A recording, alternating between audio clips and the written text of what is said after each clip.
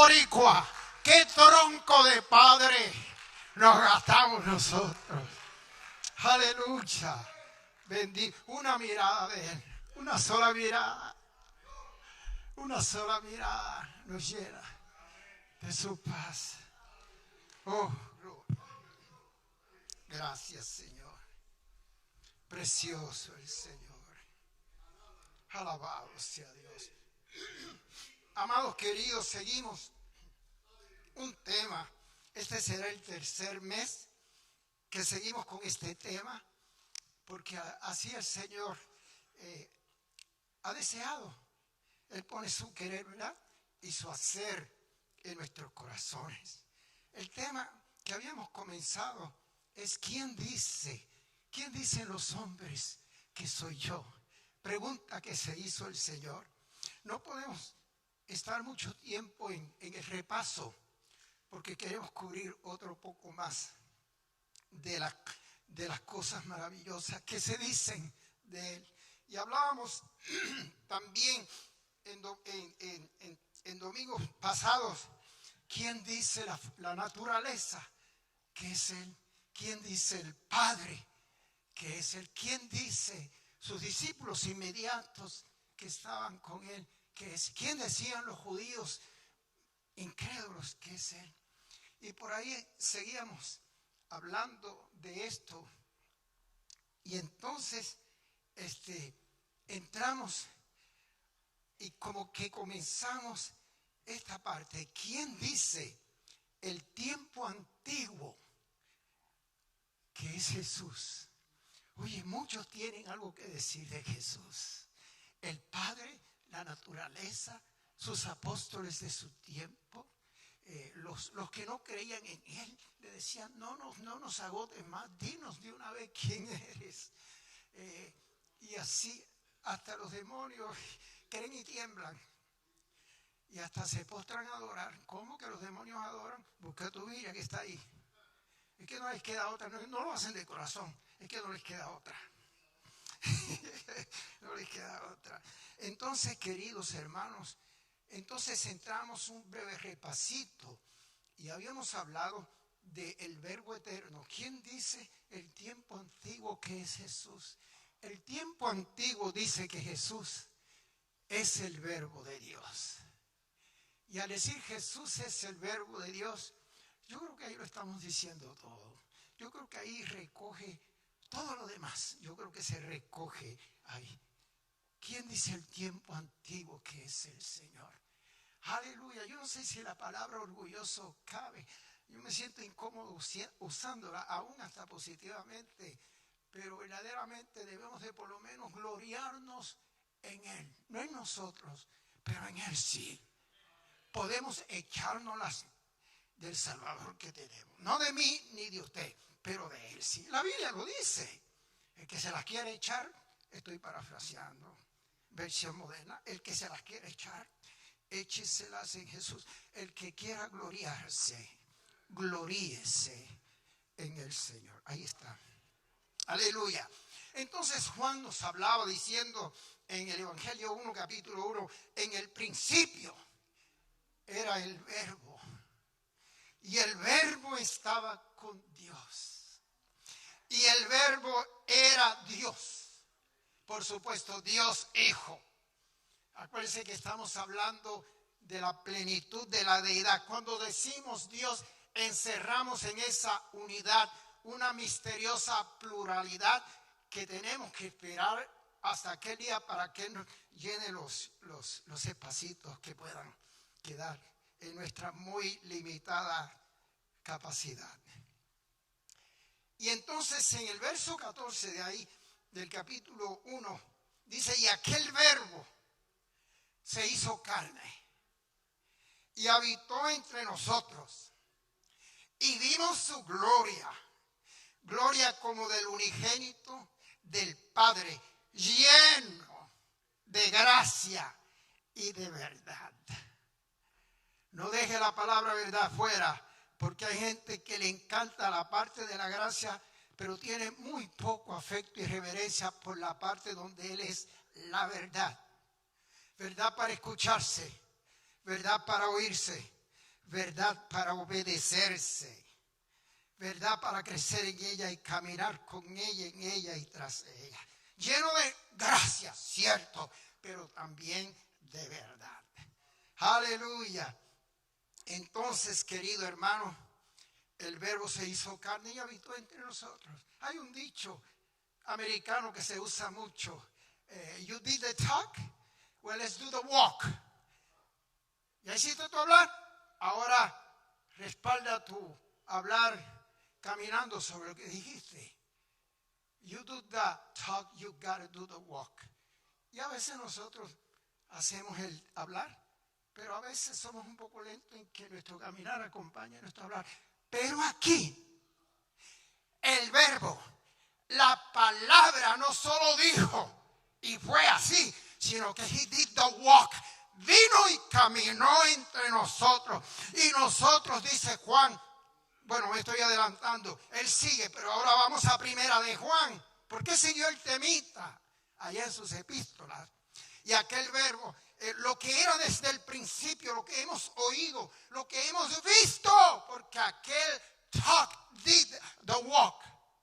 Aleluya, bendito sea Dios.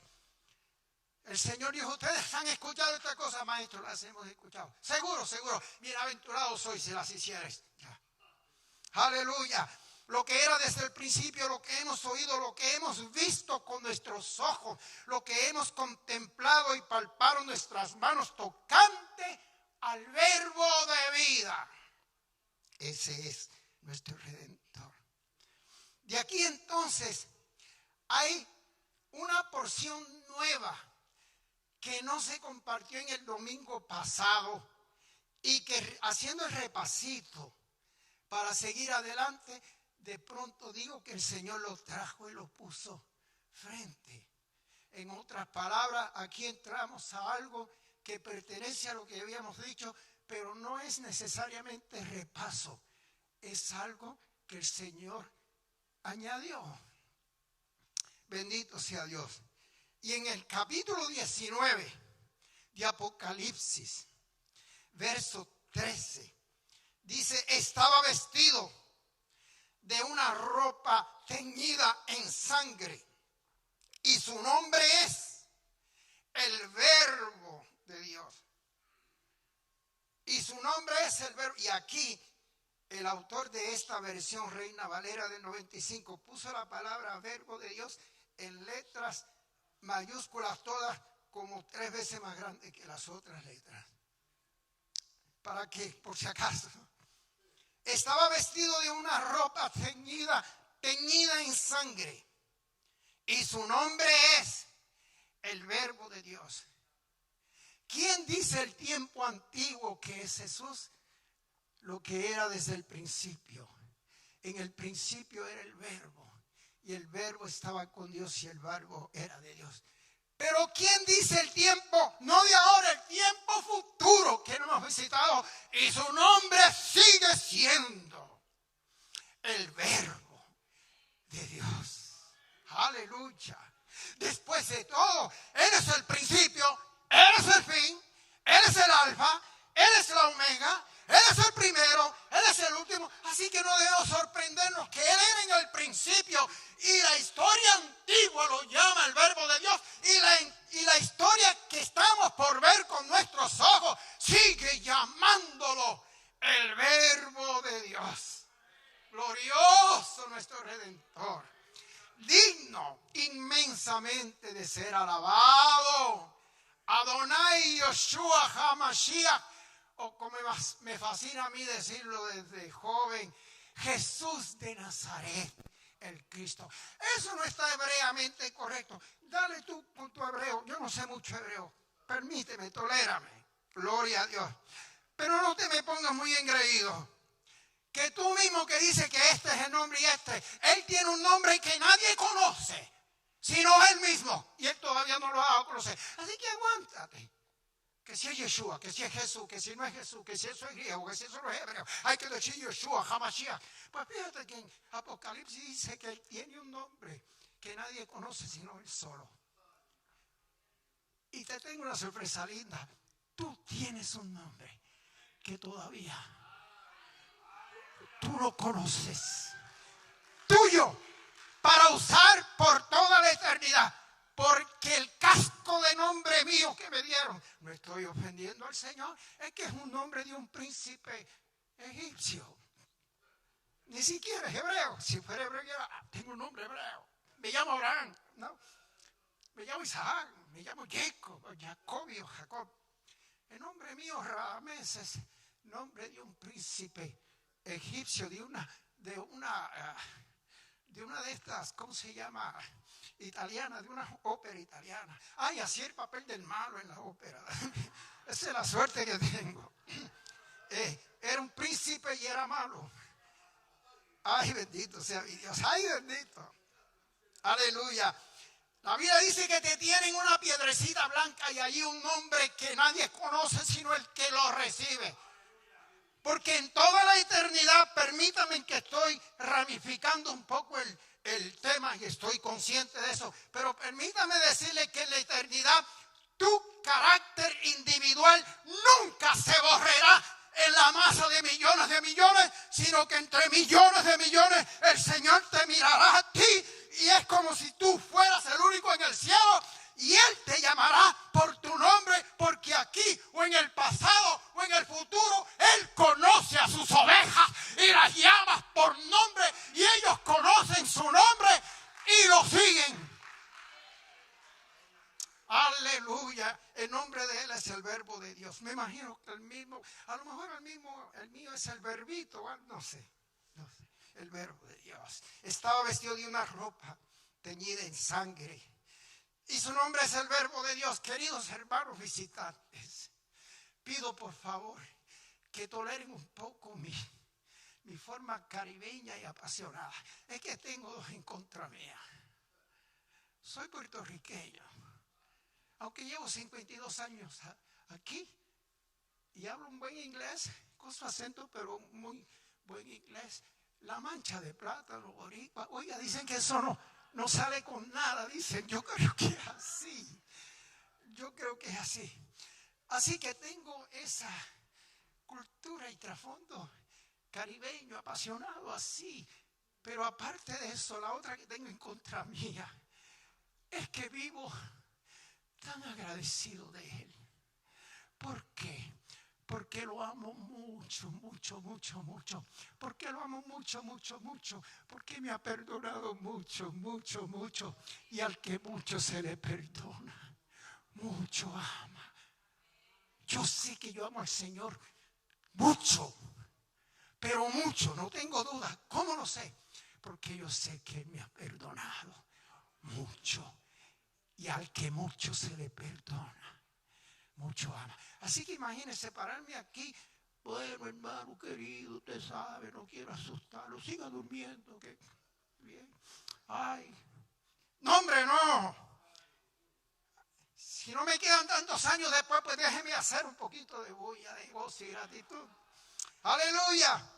Eso no quiere decir que me voy mañana.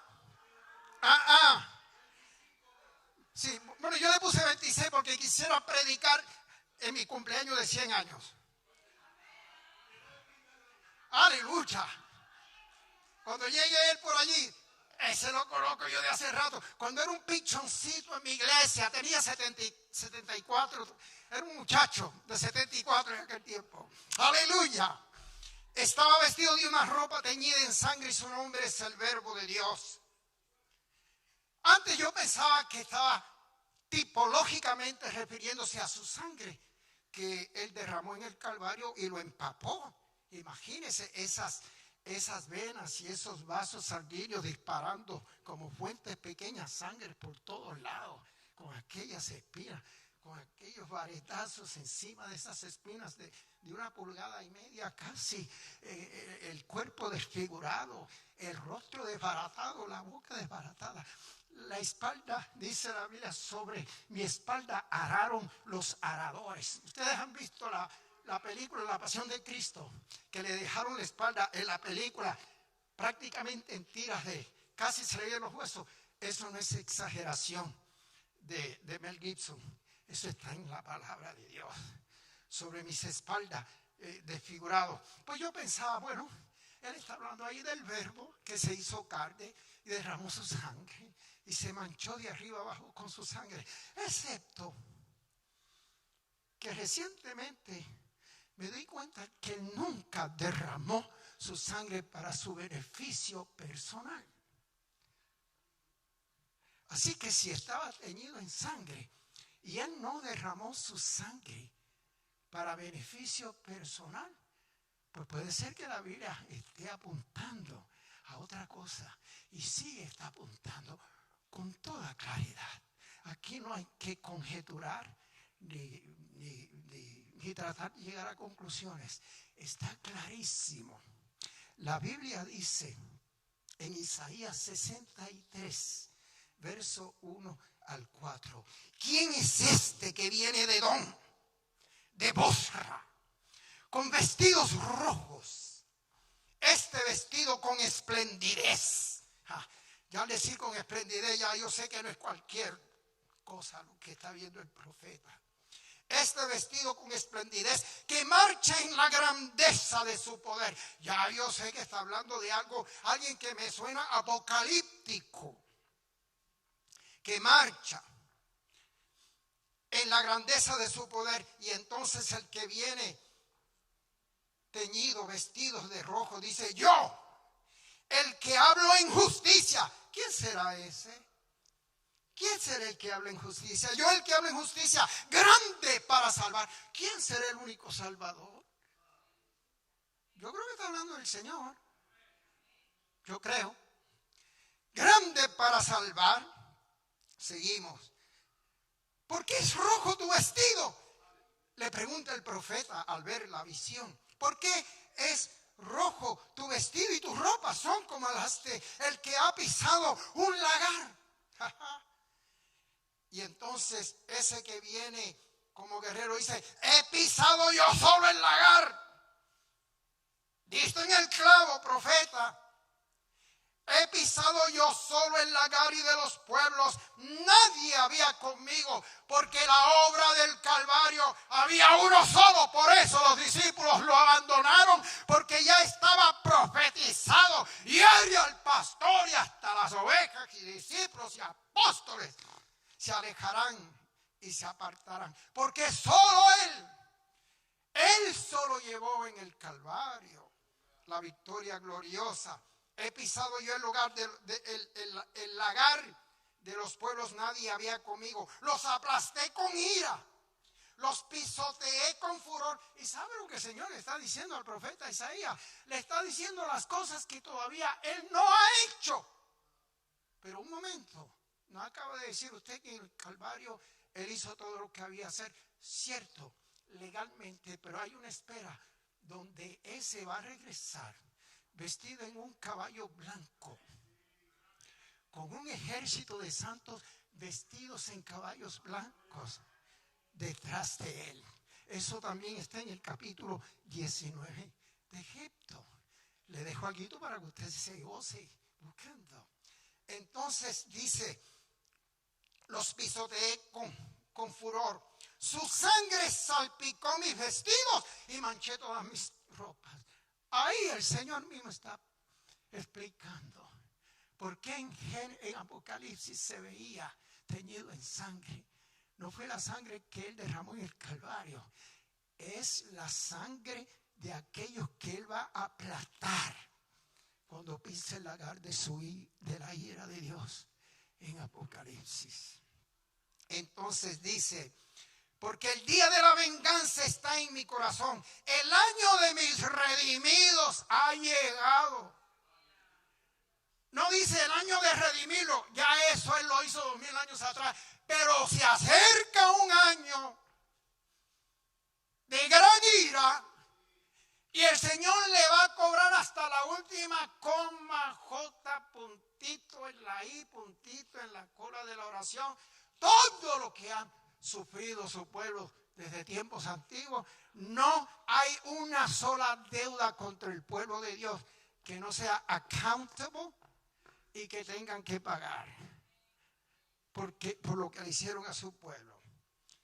Bendito sea Dios, porque el día de la venganza está en mi corazón y el año de mis redimidos ha llegado. Le estaba hablando a Isaías como si en ese momento fuera Apocalipsis, porque como Él no vive en ayer, ni hoy, ni mañana, aunque Él es el mismo, Él vive en un eterno ahora.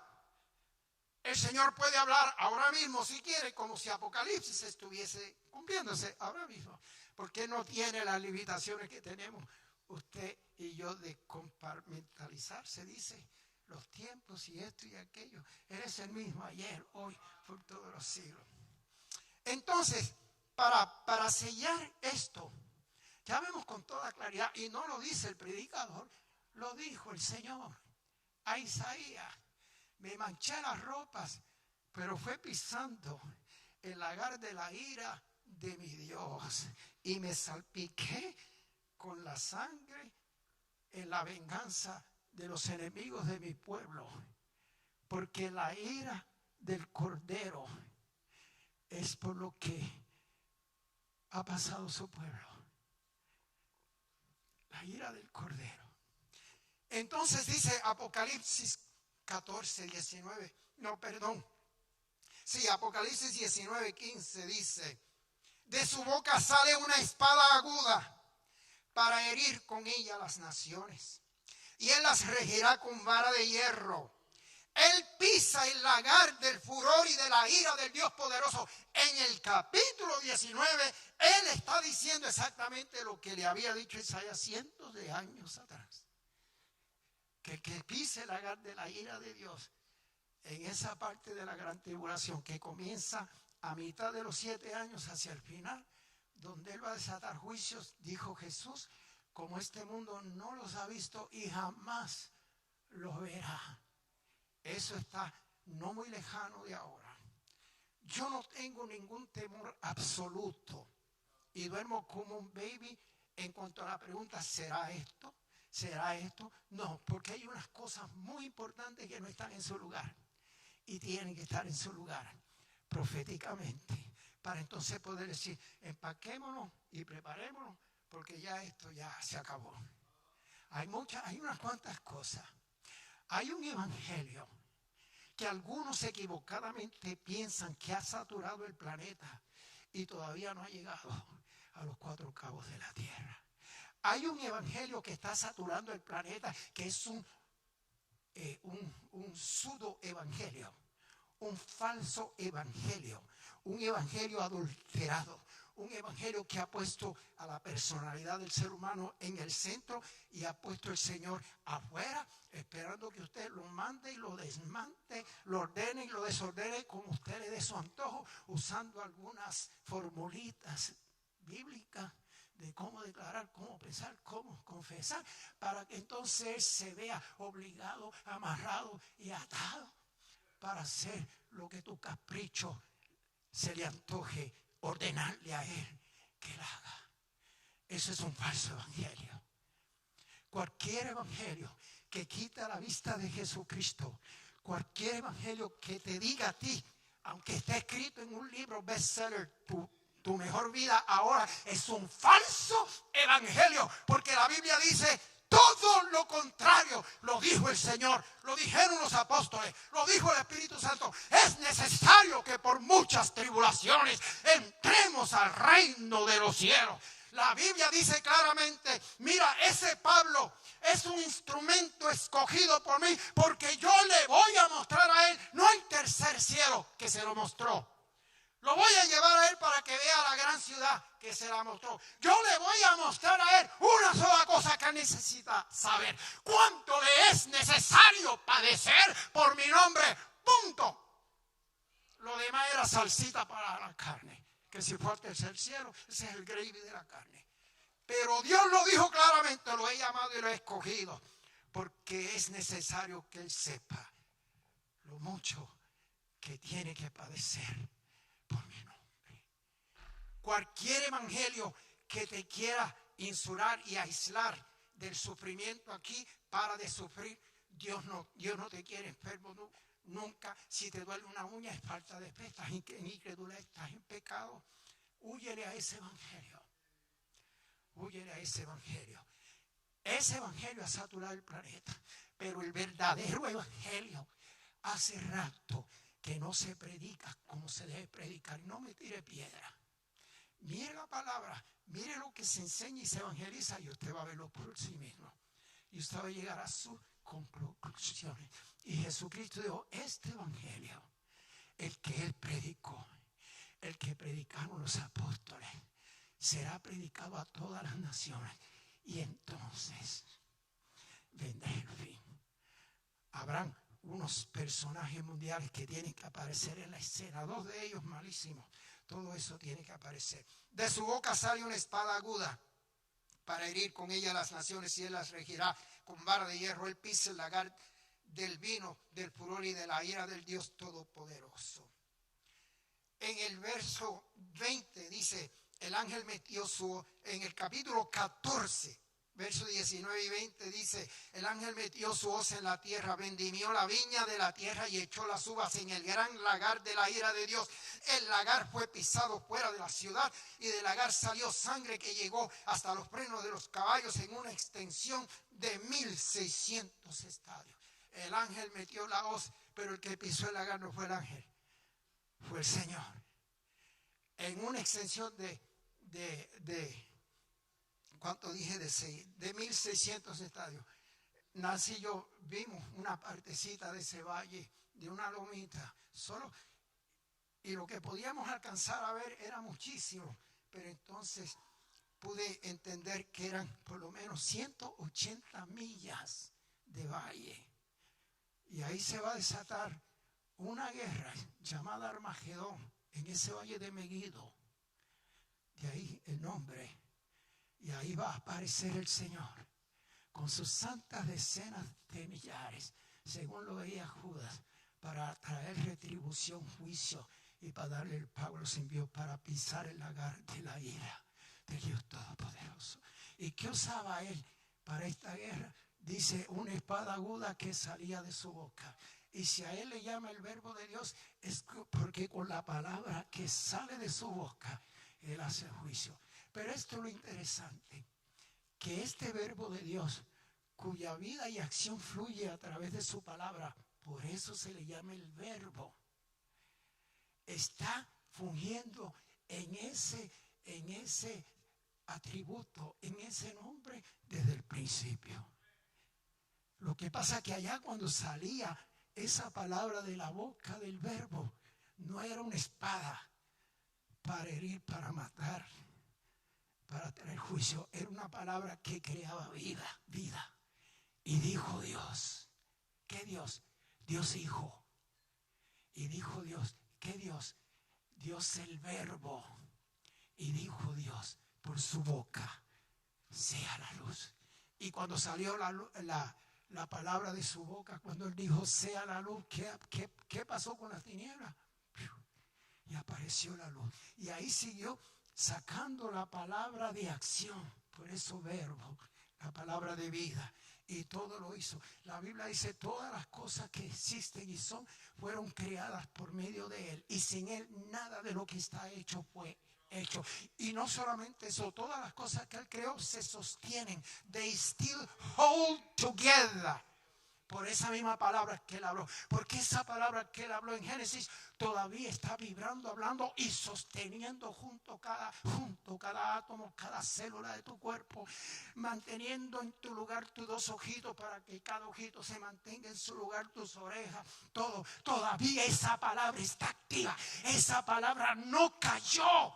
Después de Génesis capítulo 1, esa palabra que dijo, sea la luz, sea esto, sea aquello, y fue así, dijo Dios, el verbo, y fue así, luego dijo Dios, y fue así, entonces dijo Dios, fue así, todavía sostienen con esa misma palabra el universo y todas las cosas en su lugar. Pero al final de Apocalipsis, donde vuelve y se le llama verbo de Dios, ya no es una palabra para crear vida, sino una palabra para producir muerte, destrucción y venganza. Pero es la misma palabra.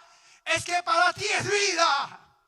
Para el enemigo de Dios es una espada que tú mejor dice la Biblia, le hubiera sido a Judas no haber nacido. Con eso que nos dice.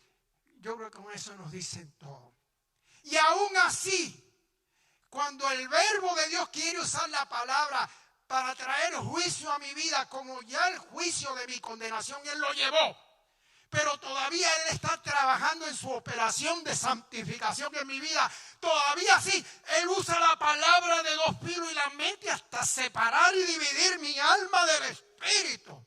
Y entra hasta mis huesos y atraviesa mis huesos, llega a los tuétanos y discierne mis pensamientos y los separa de las intenciones que producen esos pensamientos. Y nada se puede esconder de su presencia, de ese verbo glorioso. Así que no me voy a librar de la espada, pero en el caso mío la espada es un bisturí del doctor que está formándome, como decía el corito, a la imagen de Dios, moldeando mi corazón, formando mi corazón, entresacando lo precioso de lo vil de mi vida, separando lo que es anímico, lo que es de la carne.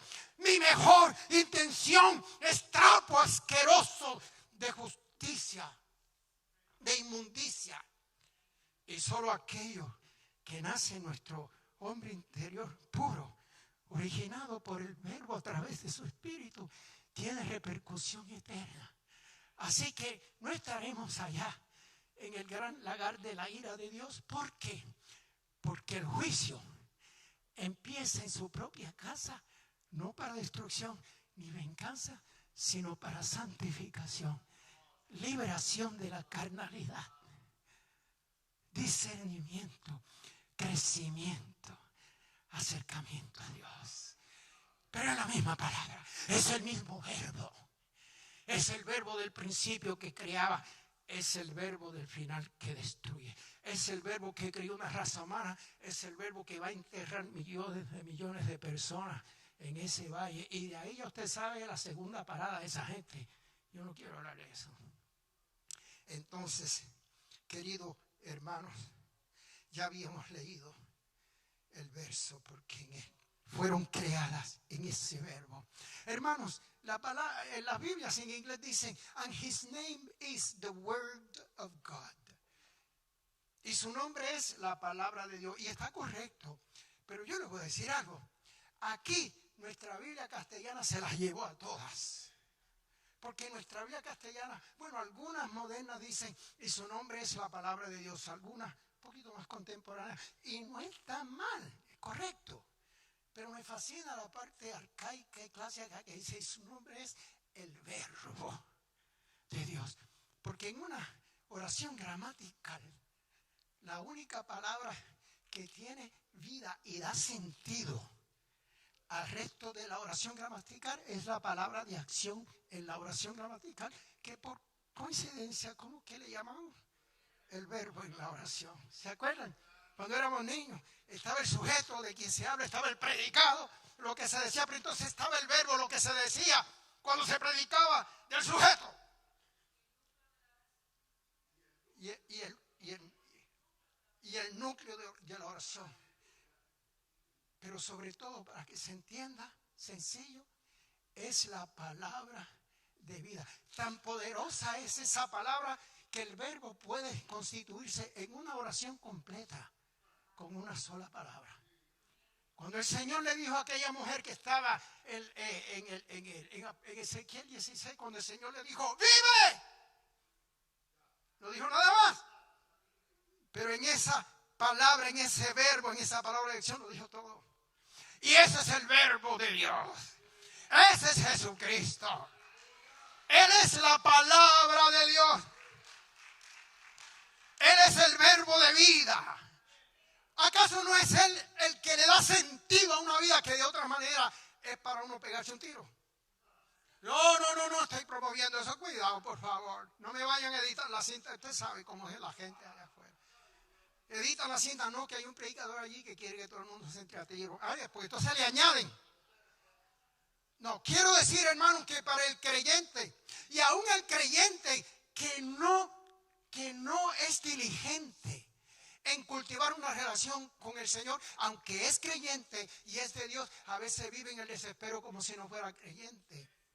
Porque le cuesta, bendito sea Dios, ya que es la relación con ese verbo vivo, hecho carne, muerto, resucitado, sentado a la diestra de Dios, donde la vida tiene sentido. Porque el libro de Eclesiastés, entre las cosas locas que Salomón vio, dice, vi algo.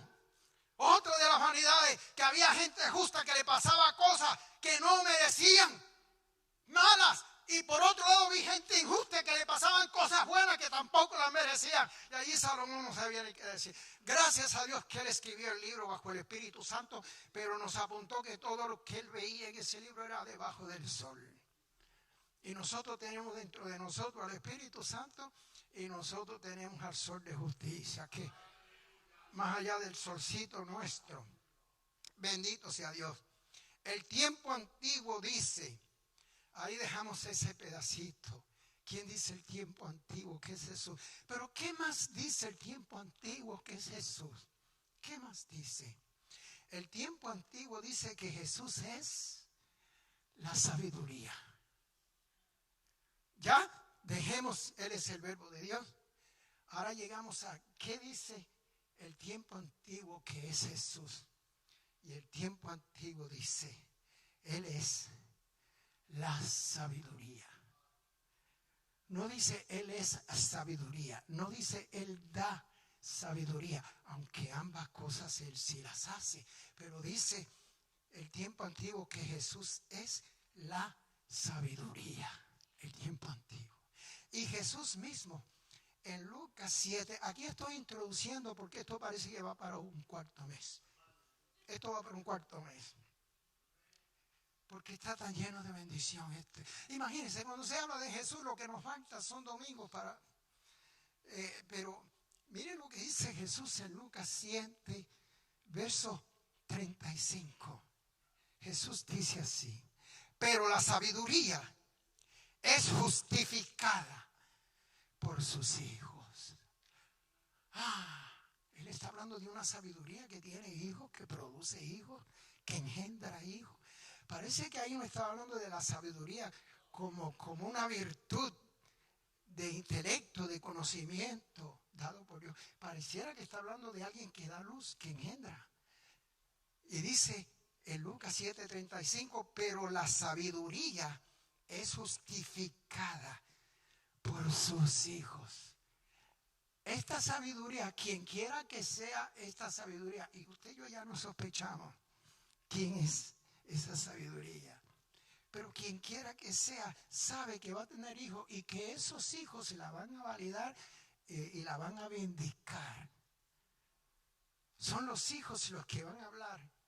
Con la producción de esos hijos y los frutos de esos hijos, son los hijos de esta sabiduría los que van a vindicarla, los que la van a justificar, los que van a validar lo que es, o mejor dicho, quién es esa sabiduría.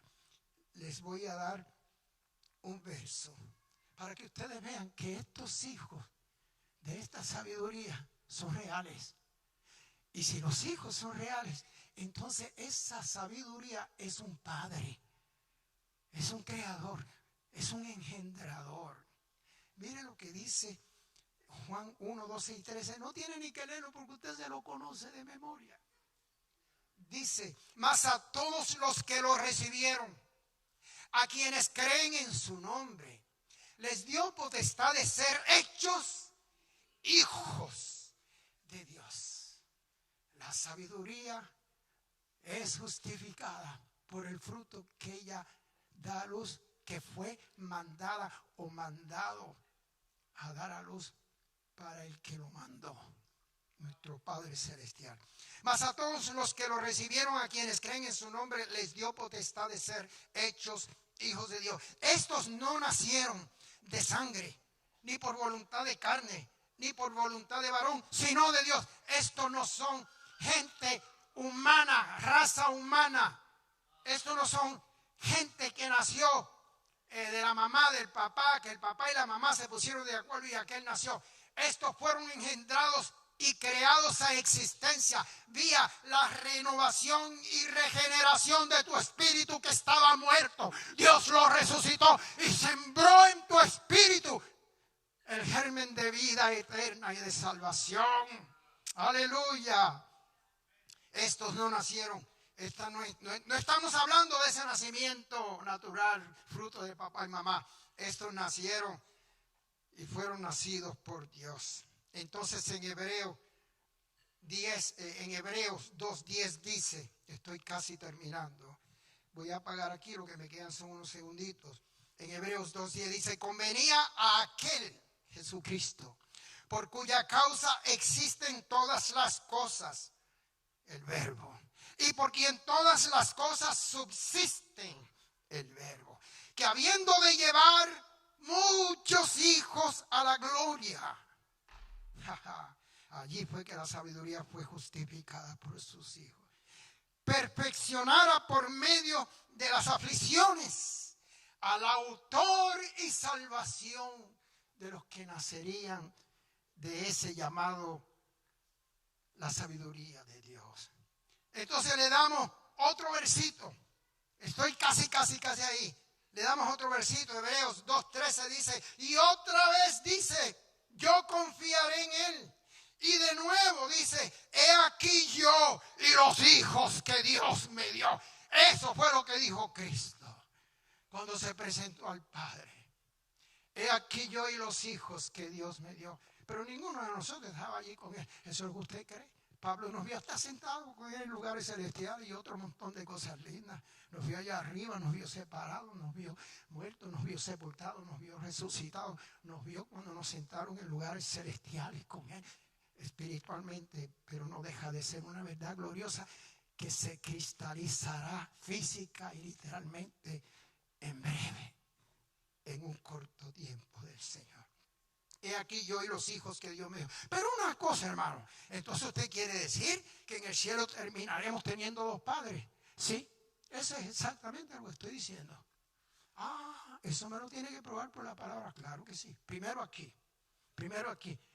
Jesucristo dice al Padre, he aquí yo y los hijos que Dios me dio.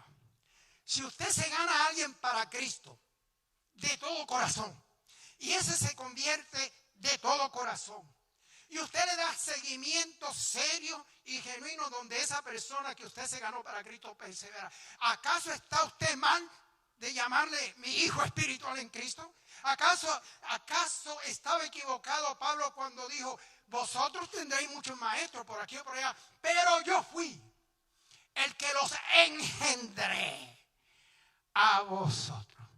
Algunos los engendró en las prisiones, se los ganaba para Cristo en la prisión, y luego los mandaba libres a evangelizar y a predicar y a representarlo. Le voy a dar otro verso del Antiguo Testamento y usted se lo lleva. Hubo un hombre en el Antiguo Testamento llamado José. Dios lo llamó, no podemos entrar en la historia, lo lleva a Egipto después de una serie de acontecimientos. El Señor lo envía unos añitos adelante, llega un hambre. Entonces ese José, que ya es un poderosísimo primer ministro de Egipto, le dice a su papá más anciano y a sus hermanos, vengan para acá, yo soy señor de Egipto y acá les voy a dar casa, les voy a dar tierra, les voy a dar vacas, les voy a dar terreno, les voy a dar todo lo que ustedes necesiten, los voy a alimentar a ustedes, a mi papá, a ustedes, a los hijos de ustedes, y ustedes saben la historia. Y cuando llegan ellos, cuando se murió Jacob, se tiraron al suelo temblando. Y él llorando los consolaba y dice, no os entristezcáis, porque ustedes pretendieron hacerme mal, pero el Señor me envió delante de vosotros para esto, para yo proveerles a ustedes y cuidarlos a ustedes y darle alimento a ustedes, a sus hijos, a los hijos de sus hijos. Y así los consoló. ¿Y qué pasó con José? José se convirtió en el patriarca, padre y sacerdote espiritual de las otras tribus. Jacob era padre biológico de las 12 tribus, pero gubernamentalmente y administrativamente José se convirtió en el Señor y padre cuidador y proveedor de todos sus hijos.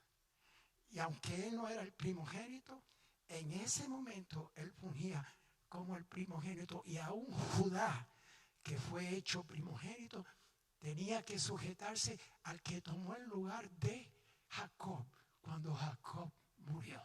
Entonces José entra. Así que cuando Jesús decía, especialmente después de la resurrección, hijitos, ¿tenéis algo de comer? ¿Cómo me va a llamar hijito si él no se considera un padre para mí? Si alguien me ganó para Cristo, no puedo llamarle a Jesús mi Padre espiritual por excelencia. Y Jesús dice, he aquí yo y los hijos que Dios me dio en Elín. Para usar lo que estamos presentes y lo que no se están viendo por allá. Que yo me olvido de ustedes, perdonen, pero bendito sea Dios. Entonces continuamos la semana que viene, si Dios permite, hablando más de este que la Biblia le llama desde tiempos antiguos la sabiduría de Dios. Cristo, sabiduría de Dios. Gracias. Gracias, Adonai. Gracias, Elohim. Gracias, Padre, porque tú eres nuestro Padre celestial.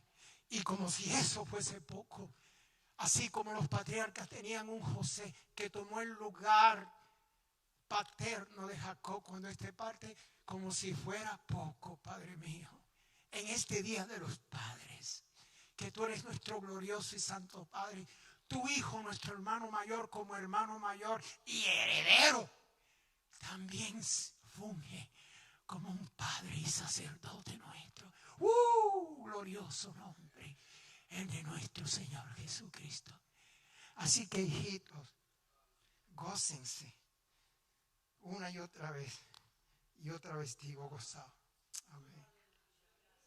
Gracias, Padre Celestial. Continuaremos con este tema, si el Señor lo permite, hermanos.